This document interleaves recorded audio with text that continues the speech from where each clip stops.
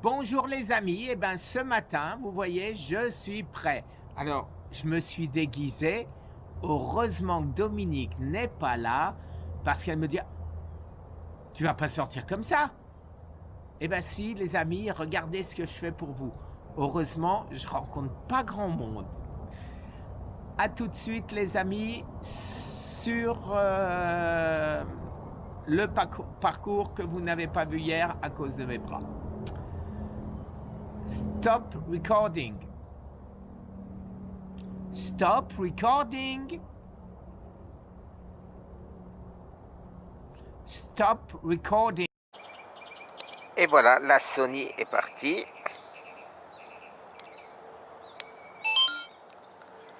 Et voilà les amis, me voici parti. Alors, ça va déjà mieux. C'est ma 3e balade en vélo et déjà je risque plus de tomber en partant. C'est déjà pas mal comme progrès. Alors j'espère que tout ira bien, que là vous voyez bien, que le son sera bon. J'ai bien branché le micro cette fois-ci.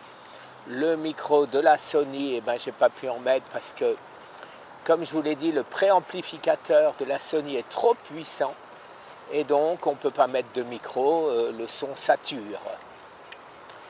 Alors je suis en train de faire l'autre côté, c'est-à-dire à gauche en sortant de chez moi au lieu d'à droite.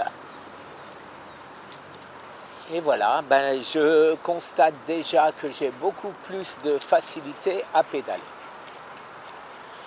Alors aujourd'hui, malgré tout, je vais vous parler de cancer, mais pas du cancer lui-même, parce que les avancées, tout ça, ça vient. Il y aura un scoop, j'espère, ce soir. Et en attendant, je vais donc vous parler de la stratégie à employer pour faire reconnaître notre combat. Là, vous voyez, je longe ce fameux mur d'enceinte qui nous protège un peu du bruit quand on est dans les maisons de la route. Alors, la stratégie, les amis. La stratégie, c'est pas compliqué. De plus en plus, des voix se lèvent contre la manière dont la médecine est traitée en France. Vous le voyez, et il y a des grands journaux qui s'emparent de ceci. Alors, qu'est-ce qu'il fait, votre samouraï? Il a écrit à tous les gens, tous, sans exception, ou du moins ceux que j'ai trouvés, mais si vous avez des suggestions à me faire, s'il vous plaît, faites-les moi. Alors, tous les Français, les Belges, donc ceux qui sont de langue française bien sûr, qui sont efficients dans leur combat contre la médecine allopathique, la médecine française surtout, et l'administration, et l'administration qui, elle, ne prend pas en compte ce que j'appelle aujourd'hui le traitement naturel, alors que ça devrait être enseigné dans les facultés. Et ça, c'est pas moi qui le dis non plus, ce sont des professeurs. Alors j'ai pris contact avec ces personnes et j'ai pris contact avec un journal qui sait prendre position. Vous vous doutez de qui c'est? Oui, c'est Mediapart. Alors Mediapart, j'espère, de la même manière qu'il aide certains, et vous allez voir l'article qu'il a sorti aujourd'hui ou hier, qui a eu la gentillesse. Regardez un lapin là-bas. Vous voyez le lapin? Allez, bouge lapin, regarde, lapin, bouge. Ah, il n'a pas bougé. J'aurais bien voulu que vous le voyiez courir. Alors, je disais donc, Mediapart, Mediapart défend tout, tout ce qui n'est pas normal. J'irais dire c'est un genre de canard enchaîné de la belle époque. Je dis de la belle époque parce que le canard enchaîné d'aujourd'hui, je ne le connais pas. 20 ans que j'ai quitté la France, donc je ne sais plus qui est qui. Mais quoi qu'il en soit, on l'a contacté aussi. Alors, pour bien sûr toutes les raisons que vous connaissez. Il y a encore un oiseau ici, regardez. Salut l'oiseau. Bon, pas farouche, hein. Et un autre ici. Salut toi. Si tu cherches ton copain, il est de l'autre côté. Ça se fait pas, hein, je suis sur les driveways de mes voisins. Bon, mais je fais rien de mal. Et hop, je reprends ma route normale. Ben dites donc, elle va être décousue, hein, ma conversation. Alors, tout ceci pour dire, oui, le combat contre, alors que ça devrait être pour l'INCa, le ministère de la Santé, ce que j'ai fait, comment je me sauve, et que personne ne le prend en compte en France. Je dis bien en France. Ça va probablement être pris en compte dans d'autres pays. Hello, how are you? Dans d'autres pays, à savoir les États-Unis bien sûr, et l'Espagne. Et en France, ça, c'est incroyable. Toutes mes vidéos sont quasiment en français. Et rien de rien. Incroyable. J'arrive pas à comprendre cette passivité. Mais je sais pas. Un médecin m'a dit, 2 médecins m'ont dit, 3 médecins m'ont dit que je vais mourir, que je suis foutu, qu'il faut que je profite de la vie, de mes derniers moments, de me mettre en ordre avec quoi? Avec tout ce que je peux faire, pour faciliter, j'irais dire, la transition, pour faciliter mon départ avec ma famille, avec mes enfants, etc., etc. Mettre mes affaires en ordre, voilà. Et maintenant, il voit que je suis 2 ans après, alors que j'aurais dû être mort depuis longtemps, sur un vélo, en train de me promener, que je n'ai plus de diabète, que je n'ai quasiment plus de Parkinson, que je n'ai plus de douleur à part mon nerf crural qui s'est coincé quelque part et qui me fait un peu souffrir, que je n'ai plus de cancer des os, que je fais pipi normalement, que ma prostate semble guérie, que je n'ai plus de psoriasis, que je n'ai plus d'hypertension. Mais qu'est-ce qu'il faut de plus? Mais qu'est-ce qu'il faut de plus pour qu'on prenne en considération ce que j'ai fait et ce que je veux offrir à tous les malades du monde? Comment se soigner? Alors quand je vois effectivement que des gens proches de moi, qui sont des contradicteurs, j'irais dire, de la médecine allopathique standard, j'irais dire, n'ont pas pris davantage en France en considération ce que j'ai fait. Alors comment des médecins beaucoup plus engagés et qui refusent totalement quelque ouverture d'esprit que ce soit, comment cela de médecins pourrait-il m'écouter? Mais c'est inimaginable. Pourquoi je dis que c'est inimaginable? Tout simplement parce qu'on préfère laisser mourir des gens continuer à donner la chimio, sachant que le taux de réussite est très faible. Je ne dis pas, et ne me faites pas encore une fois dire ce que je n'ai pas dit, que je suis contre la chimio. Je suis pour tout ce qui peut aider et soigner. Mais à partir du moment où il y a d'autres possibilités à essayer avant, pas longtemps, un petit mois, ça va changer quoi? Si maintenant la personne qui est malade veut prendre un rendez-vous, qu'on lui donne un rendez-vous, parce que bien sûr, il y a la queue, et il y aura de plus en plus la queue, on lui donne un rendez-vous dans 2 mois. Et si d'ici là, notre administration envoyait dans l'attente du rendez-vous, veuillez faire les choses suivantes, et lui donne des instructions en ce qui concerne donc remettre en état son système immunitaire, manger sainement, etc., etc. Tout ce que je fais et tout ce que je voulais offrir à la France. Mes recherches, ce qui m'a sauvé, les amis. Alors, rien que ça, eh ben, je pense qu'un mois après, 2 mois après, eh ben, les gens diraient mais regarde, je vais mieux, je me sens mieux, qu'est-ce qui se passe? Et ils auront de bonnes nouvelles quand ils feront leurs examens. Voilà, je ne pense pas que ce soit quelque chose d'exceptionnel à faire.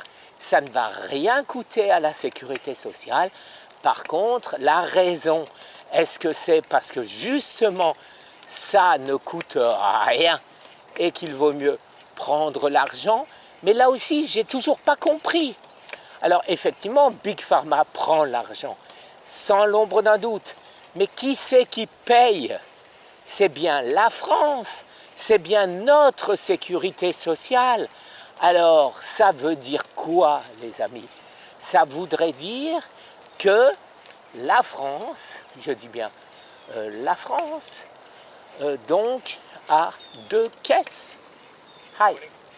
À 2 caisses, ça veut dire, il y a la caisse qui est à tout le monde et dont on s'en fout complètement, la sécurité sociale. Mais de l'autre côté, il vaut mieux que la sécurité sociale continue à payer les traitements de Big Pharma, parce qu'il y a tellement de gens qui vivent de ça.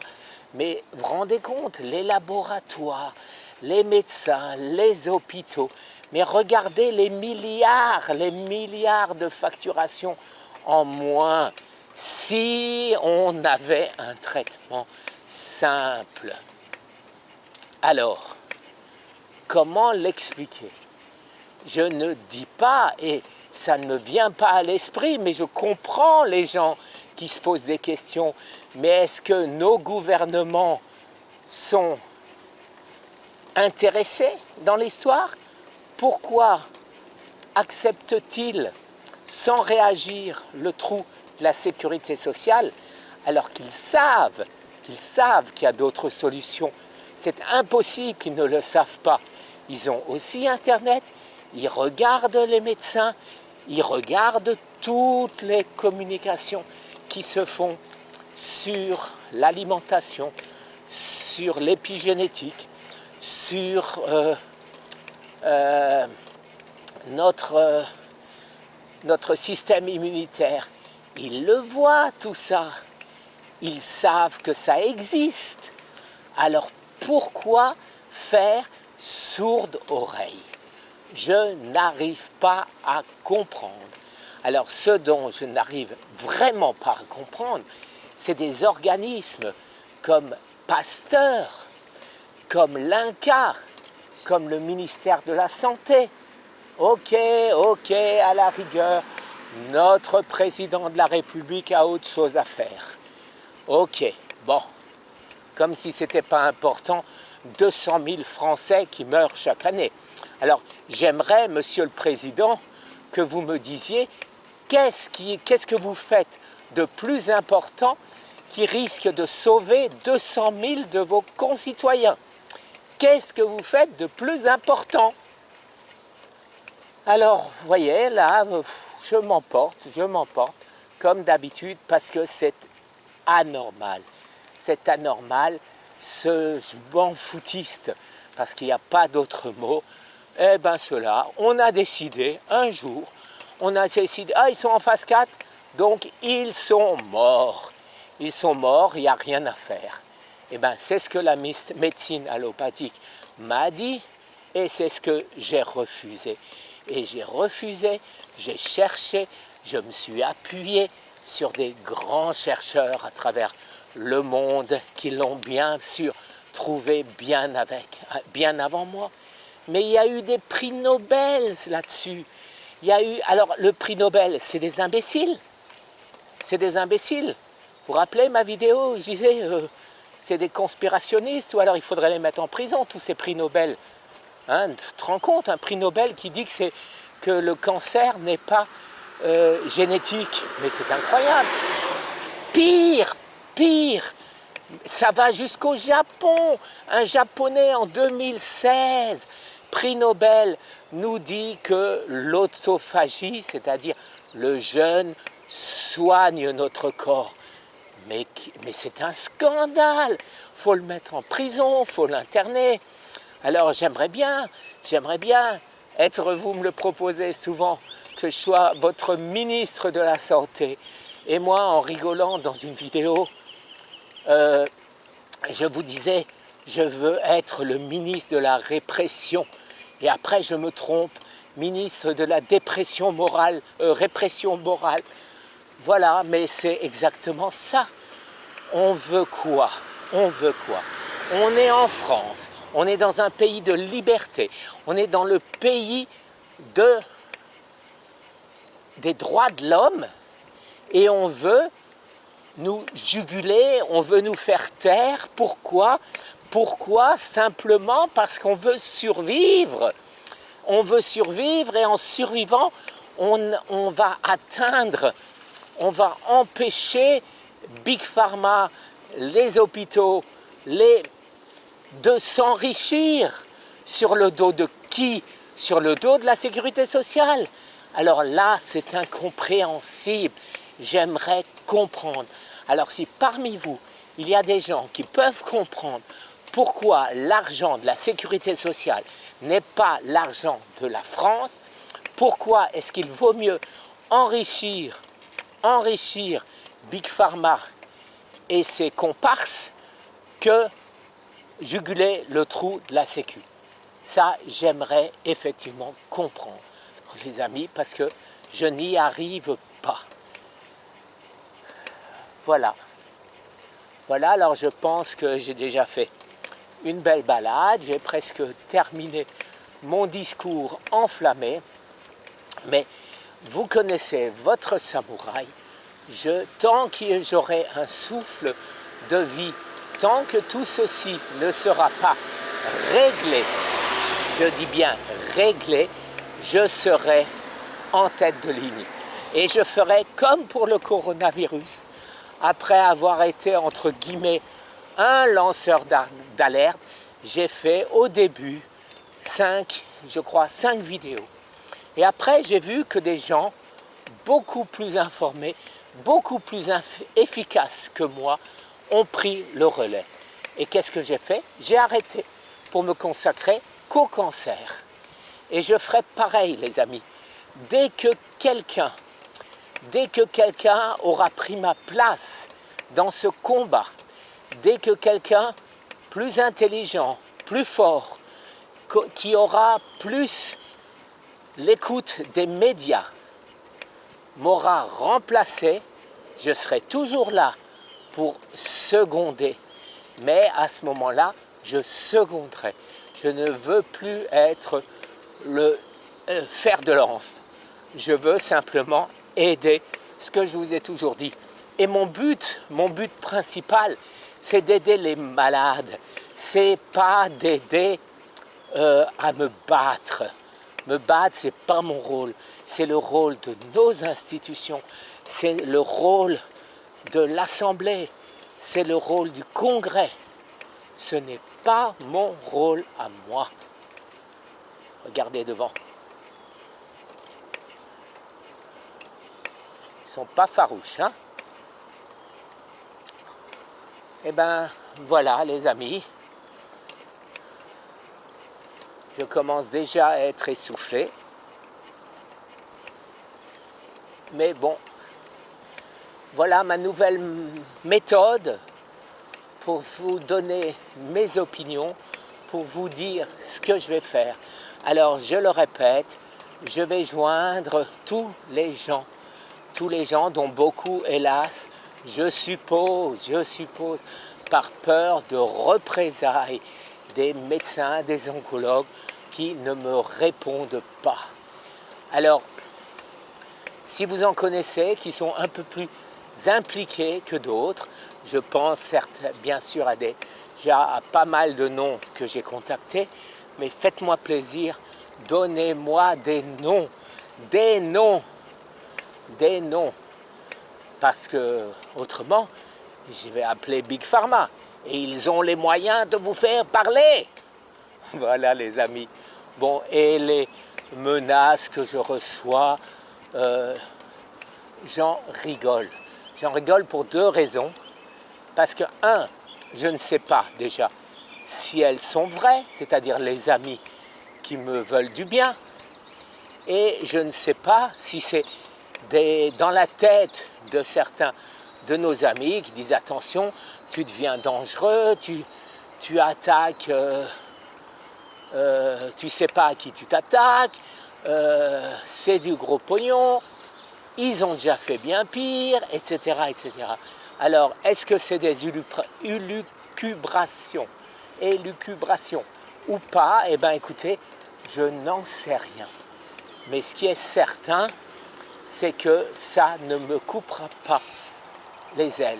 Et en plus, vous savez, je pense que c'est comme les martyrs, comme j'ai déjà publié et comme je vais continuer à publier, comme mon livre est à la retouche, sera complété avec mes résultats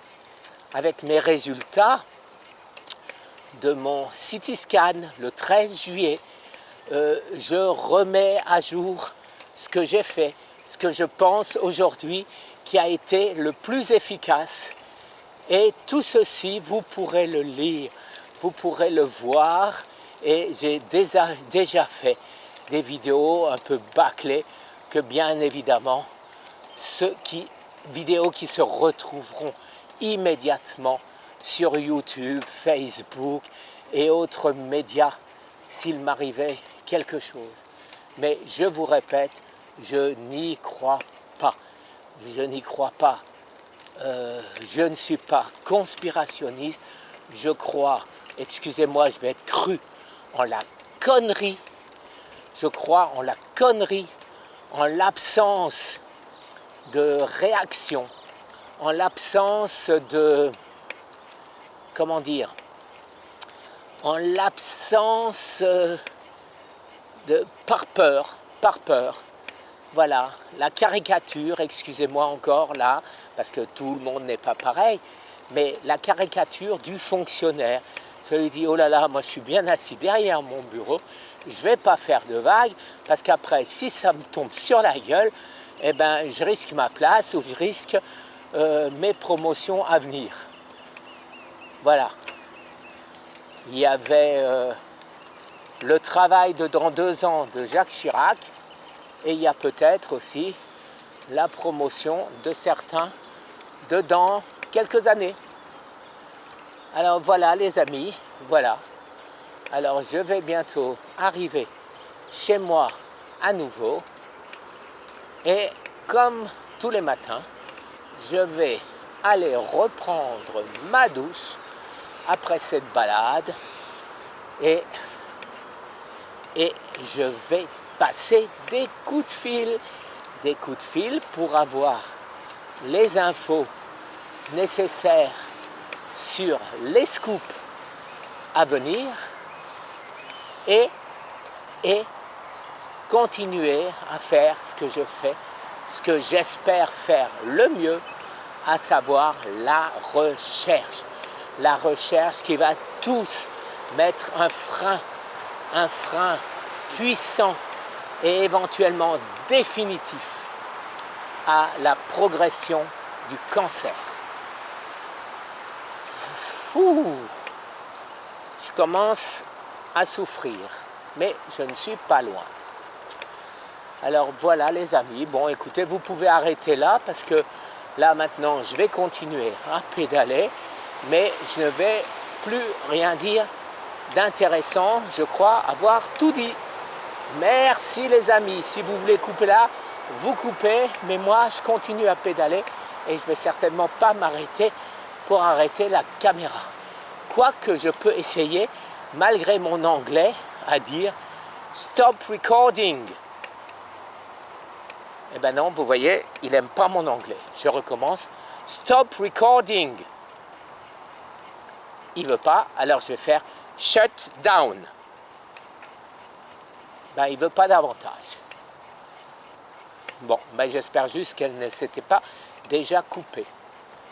Shut down. Eh ben non.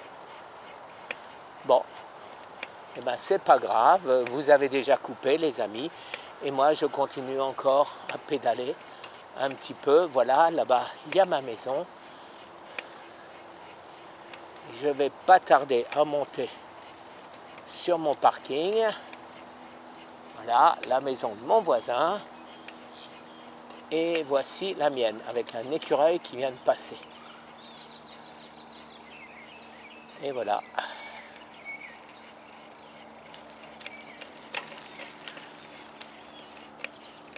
Ah, ça fait du bien. Et les oiseaux sont toujours là.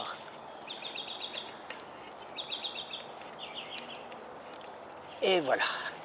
Hop. Alors, la béquille. Voilà. Bon, on va essayer de lever la jambe sans se casser la figure. C'est dur, hein. Et j'ai... Ouf. Oh la vache. Oh. Bon, je vais me rapprocher de la voiture pour m'appuyer. Parce que ça fait vraiment mal. Voilà, là je m'appuie sur la voiture. Allez, voilà, ça y est. Ça y est les amis. Je suis descendu. Et bien maintenant, je vais pouvoir appuyer sur le bouton. Je réessaye une dernière fois. Shut down.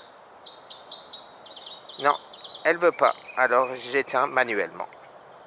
Au revoir les amis.